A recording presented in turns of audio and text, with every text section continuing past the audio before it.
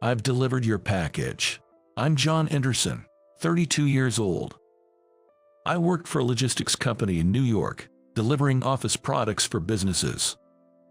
But due to the recession, our client companies struggled financially, and it impacted our company too. Eventually, the company owner, Morgan, who was already elderly, made the tough decision to shut down the business. And I, as an employee, faced the unfortunate situation of losing my job while still young. I was very fortunate that I managed to get a job at a bigger logistics company. There was even an opening at their branch in my hometown. Around the same time, my father fell ill and was hospitalized. Thinking about my mother's burden and being an only child, I had been wondering if my returning home was the best choice for my family. I ended up accepting the position at their branch with this new company, and that gave me an opportunity to start a new life in my hometown. In early October, when it began to get colder, I moved back to my hometown with loads of luggage. My new company was a major firm, a famous enterprise with many branches. It was quite a change for me as the company I previously worked for in New York was a lot smaller one with only 100 employees. The night before my first day at work, I got so nervous I couldn't sleep. Then came the first day with the new company. During the morning assembly, Edward, the branch manager, briefly introduced me to everyone at present and also asked me to say a few words. Nervously, I stood in front of everyone. Good morning. My name is John, and I have joined the company as a mid-career employee, effective October 15. I hope to become a valuable member of the team as soon as possible, but then I froze when I saw something.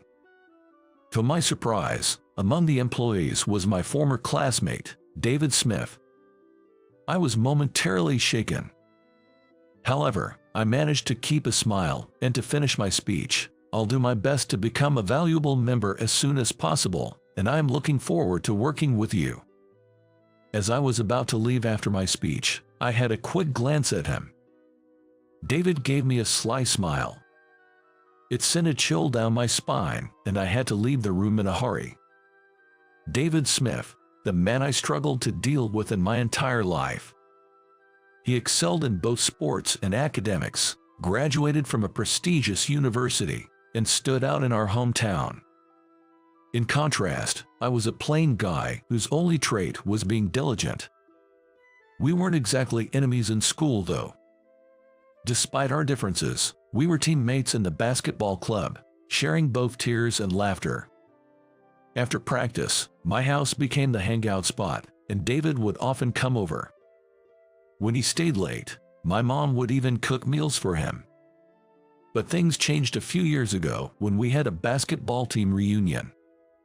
David, drunk, started bragging about his education and income.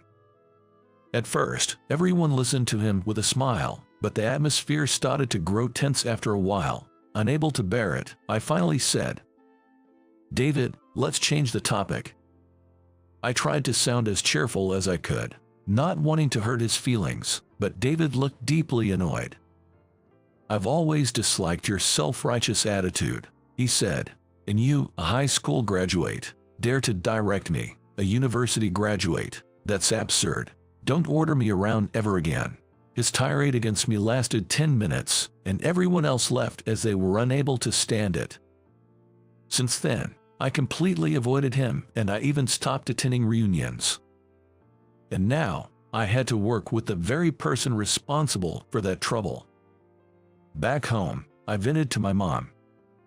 I ended up becoming colleagues with David at my new job. Why did it have to be him? My mom replied, "David, he used to come over to our house a lot, didn't he? I remember his mom bragging about him. She was telling us he worked for a big company and that he was sure to climb the corporate ladder. Looks like you're doing the same too. Besides, you don't choose your job based on who you like or dislike, right?" Despite her advice, I couldn't help feeling down.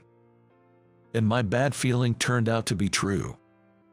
As expected, David started behaving mockingly towards me at work, based on the fact that I only graduated high school and that I lost my job in New York. He would whisper to me when no one else could hear, "Starting over at this age.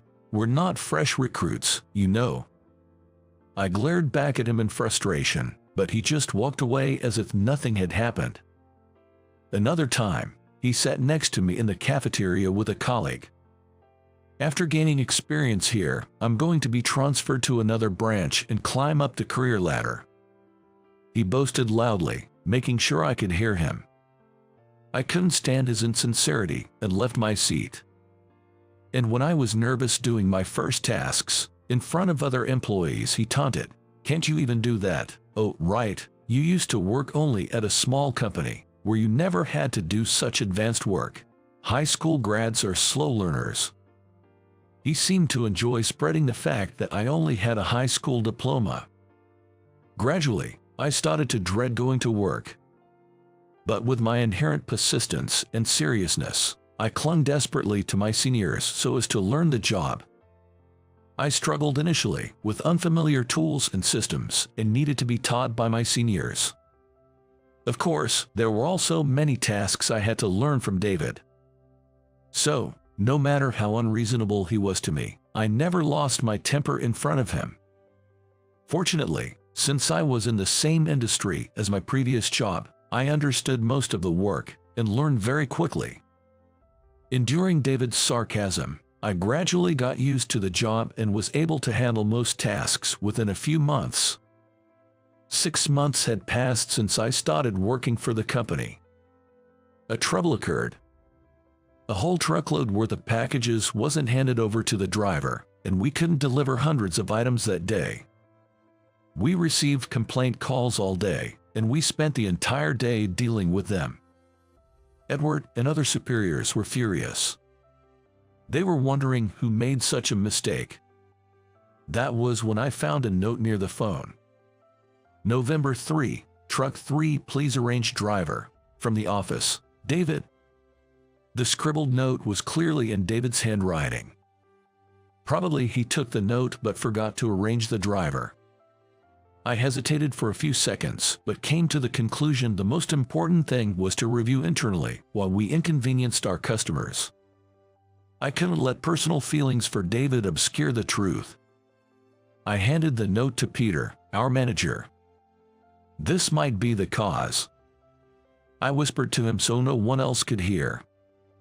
Then I went back to my desk as if nothing happened. Later, he went to Edward's office to report what the cause was for the catastrophe, and David was called into the office. Although it pained me to see him in trouble, I focused on my work. A while later, David, red-faced, came to my desk. "Come to the meeting area later. I have something to talk about, okay?" he said menacingly, then stomped back to his seat. His attitude made it obvious to everyone in the office who was responsible for the mistake. I knew he was probably just going to lash out at me in his frustration. I had no confidence in facing his tirade face to face.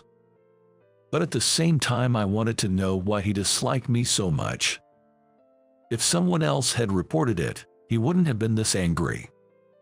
Slowly, I headed to the meeting area, where David was waiting, clearly irritated.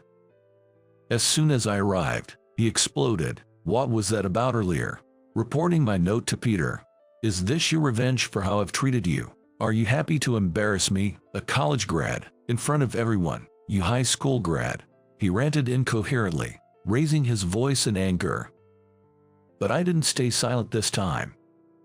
I was just following up on the cause of a mistake, and I would have reported it no matter who was involved. We may have been classmates, but now we're colleagues doing the same job. Instead of verbally attacking me all the time, why don't you grow up a little? I retorted, and David's face turned even redder, as if he was about to jump at me. If either of us made a move, it could escalate into a fight. Just as I was thinking this, we were interrupted. "David, isn't it about time you stopped this nonsense? You are terribly wrong." A voice suddenly came from behind me, admonishing David.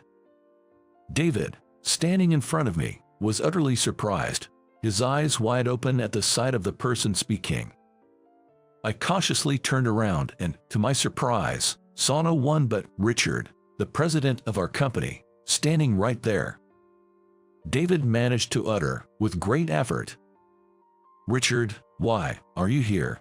The sudden visit by Richard caused a stir in the office. And the usually calm Richard spoke sternly, silencing the office instantly. Yes, it was rare for Richard to visit our branch for inspection. David, who was intimidating me, turned pale upon being overheard by Richard. Richard called us to the conference room. We knocked on the conference room door in silence. We were anxious about what he would say. Entering the room timidly, we found Richard had prepared lots of snacks and coffee for us. He warmly welcomed us when he started speaking in a relaxed tone. "I believe, for a company, the most needed talent is someone who can earn people's trust. It's easy to know someone's educational background, but it takes a long time to understand if they are truly trustworthy." With that, he smiled warmly. Then turning to David, he continued, "That's why I want you to reflect on your actions from time to time. Think calmly whether your actions are earning you trust from others. And about hiring John, you see, he had the utmost trust of my good friend Morgan. Yes, he was the president of the company John previously worked for. In other words, John is here because his 10 years of hard work were properly recognized." Richard spoke on behalf of Morgan. "My previous workplace wasn't like the current company, lacking even cleaning staff. So, I used to be the first to arrive at the office, cleaning and wiping everyone's desks. I was diligent and even took on the tedious tasks that veterans disliked. I was also a truly dependable person, well liked by both superiors and juniors. That's why I value John's 10 years of steady efforts. It has nothing to do with his educational background," Richard explained. I was holding back tears, deeply moved. Morgan had arranged my job transfer without my knowledge and had reported my work performance to Richard. I was touched by Morgan's kindness. And I was deeply happy that my modest and serious nature was valued so highly at the company. Meanwhile, David remained silent, still keeping his head down. It seemed Richard's words had hit him hard. Probably his criticism of my education was already an issue in the company. Richard had kept silent out of kindness, but David must have realized the gravity of the situation. After we left the conference room, David hesitantly said, "Can we go to the rooftop and talk?" I nodded silently and followed him. Upon reaching the rooftop, "I'm sorry for the disrespectful way I've treated you until now," David said and apologized profusely. "It's okay, lift your head," I sincerely told him, but he insisted, "No, it's not okay. This isn't just about what happened today. Actually, I've been jealous of you since our school days," David confessed. Then he started talking honestly about his feelings. Despite being seen as a man who could do anything, he admitted that was far from the truth. His parents had a bad relationship, and his mother was obsessed with academic achievement. He grew up constantly scolded by his parents, both of whom worked. David reflected back. "That's why I always envied you during our school days. You had a mom, always smiling unconditionally, and the warm meals at your place." Raised in a very stern environment, which could be considered as educational abuse, David barely made it into his first choice university, only to burn out completely. He somewhat safely landed a job at a major corporation, but without any enthusiasm or hope for the future. At a reunion, hearing about how passionately I was immersed in my work really irked him. "I felt like I had no purpose in life, but you had dreams and goals. That made me jealous, and I started bragging about the one thing I could beat you at. Yes, my education. I'm such a petty man," David admitted and then fell silent. He looked like he was holding back tears. Hearing that, I also opened up. "I was always envious of you too. I really wanted to go to college and be like you, wealthy, smart, and cool, but I couldn't become someone that I am not, so I just tried to give my 100% in everything I do." We shared our honest feelings, and we unexpectedly found ourselves laughing together. That's right. If you keep on looking at people who seem to be doing better than you do, there is no end, and the grass is always greener on the other side. All we can do is try our best with what we have. After our confrontation, David gradually changed his work attitude. He lost his careless manner, bragged less, and eventually became a respected figure at work. He was always a smart man who was good at his job. He rapidly rose in the company and, a few years later, got promoted to the headquarters. I was genuinely happy for his success. By that time, David and I had mended our relationship to the point where we'd go out for drinks together. While celebrating his promotion, David, laughing, started saying, "Now that I can talk about it, it's because of you that I was able to succeed like this. Seeing how well regarded your work was motivated me to get serious." He shared this unexpected revelation. Apparently, our colleagues had been praising my work ethic. I was known for excellent communication skills and also for not repeating the same mistakes and being consistently respectful to everyone. I was being considered as a person of integrity. Hearing this, David had reflected on his own approach to work. He had been perfect in completing his assigned tasks, but never considered making things easier for his colleagues. I was always self-centered. I learned to be considerate towards others, and that was because of you. I guess I had a narrow view of life. David, looking a bit embarrassed, thanked me for helping him learn valuable lessons. But I felt the same way. I respect the effort and change you made to earn everyone's trust. I said, feeling happy and finding myself drinking more beer. We have both grown and were thankful to share a drink together. A few years later, my hard work was recognized and I became the branch manager at another location. Now I'm leading dozens of employees and working hard every day. My father's health improved, and he's now actively working again. The new workplace is just a 2-hour drive from my parents' house, so it suits me fine at this moment. Within the last few years, I also found a reliable partner, and we just had a loving son. From now on, we will be living as a family of 3. All right, I'm going. Have a good day. I will see you later. I ask myself every morning before going to work, have I earned the trust of those I work with? Remembering Richard's words, I step forward brightly into each new day at my new workplace.